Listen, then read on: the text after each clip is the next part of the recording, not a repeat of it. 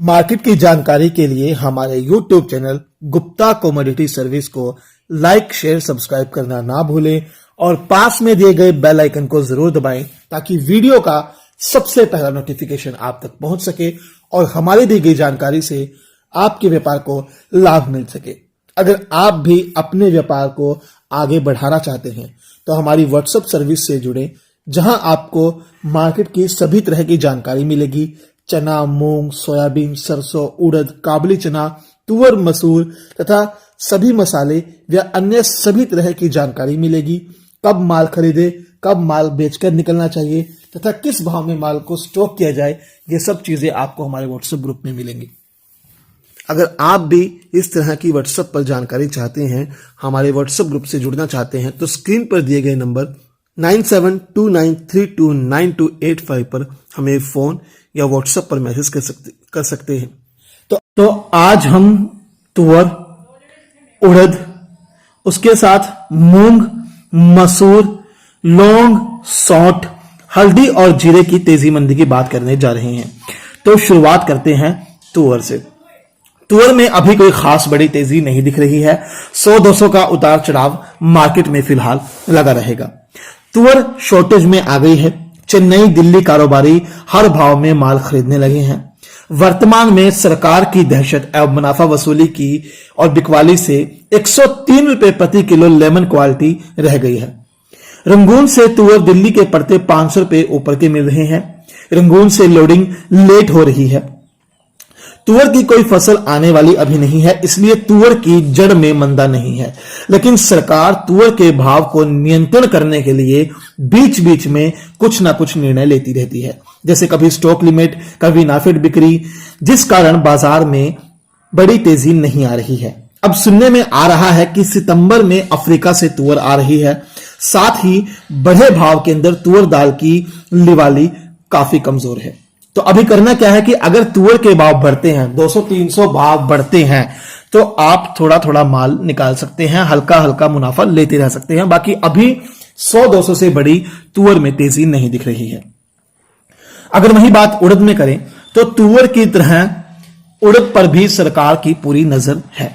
सरकार का प्रेशर उड़द की महंगाई को रोकने के लिए कार्यवाही चलती रहती है, लेकिन उड़द का स्टॉक किसी भी मंडी में नहीं है। वर्तमान में बर्मा से आयात करने पर काफी महंगा पड़ रहा है। आयातक नए सौदे भी इसीलिए कम कर रहे हैं। चेन्नई में भी उड़द का ज्यादा माल नहीं है। व्यापार हर भाव में करते रहना चाहिए। माल की कमी से अभी उड़द में घटने की गुंजाइश तो नहीं है। बाकी बर्मा में उड़द का स्टॉक पड़ा है, लेकिन वहां के व्यापारी अभी माल बेचने को इच्छुक नहीं है। भारत में नई फसल की घरेलू बिजाई अभी चल रही है। बाकी कुछ राज्यों में सितंबर-अगस्त में फसल आ जाती है। अभी थोड़ा समय पड़ा है, तो उड़द में भी ज्यादा बड़ी तेजी वाली बात नहीं है। 100-200 का उतार चढ़ाव है, बाकी मुनाफा लेते रहना चाहिए। अगर वही बात मूंग में करें तो इस सप्ताह भाव स्थिर रहे, लेकिन शनिवार को कुछ सुधार रहा। उत्तर प्रदेश, बिहार में आवक नियमित जारी है। मध्य प्रदेश में सरकारी खरीद के कारण मंडियों में मूंग की आवक कमजोर है। कर्नाटक और महाराष्ट्र में बुआई कमजोर बताई जा रही है। पुराने मूंग की शॉर्टेज पुराने सीजन में ही देखी गई थी। मौसम खराब होने से यूपी, बिहार में आवक कम आ रही है। उधर बरसात होने से लोडिंग भी कम है। वर्तमान के बढ़े हुए भाव में जरूरत अनुसार माल खरीदना चाहिए, क्योंकि उत्पादक मंडियों में माल की मात्रा अच्छी है। मौसम साफ होते ही मंडियों में आवक आनी शुरू हो जाएगी। इधर राजस्थान, महाराष्ट्र में मूंग की बिजाई अधिक होने के समाचार मिल रहे हैं। इन परिस्थितियों में अभी तेजी नहीं दिख रही है ज्यादा बड़ी। अगर वहीं हम मसूर में बात करते हैं तो मसूर का दबाव बहुत ज्यादा उत्पादक मंडियों में नहीं है। अन्य दलहनों की बिक्री ठप पड़ जाने से मसूर दाल की मिलिंग करने वाले कारोबारी भी माल कम खरीद रहे हैं। दूसरी ओर बीनागंज, भोपाल लाइन में किसानी माल की थोड़ी आवक बढ़ जाने से वहां बिकवाली का प्रेशर बन गया है, जिस कारण थोड़ी नरमी आई है। लेकिन अब वहां बाजार आकर थोड़ा ठहर जाएगा। वर्तमान में 6100 रुपए की बिल्टी में मसूर लाभ दे सकती है, क्योंकि देशी मसूर में 250 रुपए प्रति जो नीचे बिक रही थी वो अब ऊपर बिक रही है। लेकिन इसमें दूर दूर तक अभी जोखिम नहीं है। बाकी अभी कोई बड़ी बूम नहीं है, मार्केट में कोई बड़ी तेजी नहीं है। अगर वही बात हम लौंग में करें तो घटी कीमत पर भी लौंग का उठाव सुस्त है। साथ ही नीचे भाव में बिकवाल भी कम है। बिकवाल तेजी की आस में थोड़ा माल रोक कर बैठे हैं।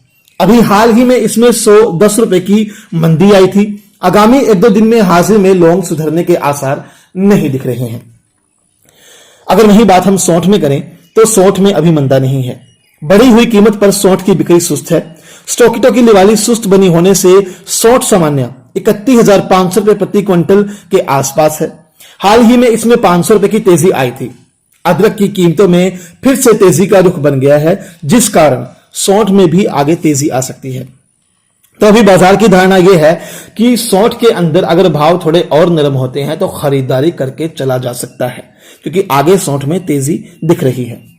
अगर वही मसाले के अंदर हल्दी में बात करें तो बढ़े भाव में सिर्फ 1-2 साल से कर रहे व्यापार ही हल्दी में मुनाफा ले रहे हैं, क्योंकि पिछले 4-5 साल से हल्दी के भाव दबे हुए थे और व्यापारी 4-5 साल से स्टॉक करके भी बैठे हैं।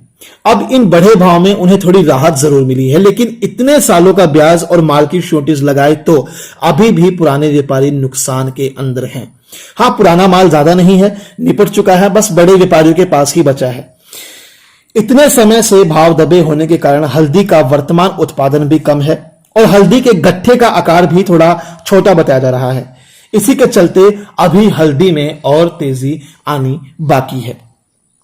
अगर वहीं हम जीरे में बात करें तो जीरे में मंदा नहीं दिख रहा है, लेकिन भाव दबाने के लिए चाइना से माल आ रहा है। हालांकि बताया जा रहा है कि जो चाइना के जीरे की किस्म है वो भारतीय जीरे के मुकाबले थोड़ी हल्की है, और चाइना से माल लेने का मतलब है कि समझो इंडिया को जितना जीरा डोमेस्टिक में चाहिए उतना माल इंडिया के पास नहीं है। और दूसरी बात, चाइना वाले इंडिया को 100-150 कंटेनर जारी दे दें तो कुछ फर्क भी नहीं पड़ता। अभी माल लेकर वैसे भी जीरा, अभी कच्चा माल लेकर वैसे भी जीरा तैयार नहीं होता, इसलिए घबराए नहीं, होल्ड करके चला जा सकता है। बाकी आप बड़े व्यापारी हैं, आपकी अपनी राय है, आप अपने तरीके से काम कर सकते हैं, और आपकी जो राय है वो हमें कमेंट सेक्शन में जरूर बताएं। तो मार्केट की अन्य जानकारी के लिए हमारे साथ जुड़े हमारे YouTube channel Gupta commodity service को लाइक, शेयर, सब्सक्राइब करना ना भूलें, और स्क्रीन पर दिए गए नंबर 9729329285 पर हमें फोन और व्हाट्सएप पर मैसेज कर सकते हैं। और जितना हो सके हमारी वीडियो को शेयर कीजिए, ताकि आप जैसे सभी व्यापारियों तक हमारी आवाज पहुंच सके और सभी को लाभ कमाने का एक अवसर मिल सके। धन्यवाद, शुक्रिया, जय हिंद, आपका दिन शुभ हो। वंदे मातरम, जय श्री राम।